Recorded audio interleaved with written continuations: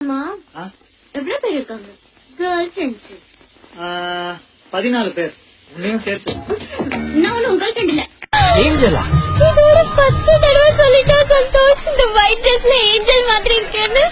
மனசுல தூங்காது நீ பார்க்கும் திசையில் வீசும்போது நமக்குன்னு ஒரு தேசம் அது இருவரும் சேர்ந்து மேல கீழே இருந்து போட்டா சொல்லாத உள்ளுக்கு ஏதோ கலவரம் புரிஞ்சு போட்டா.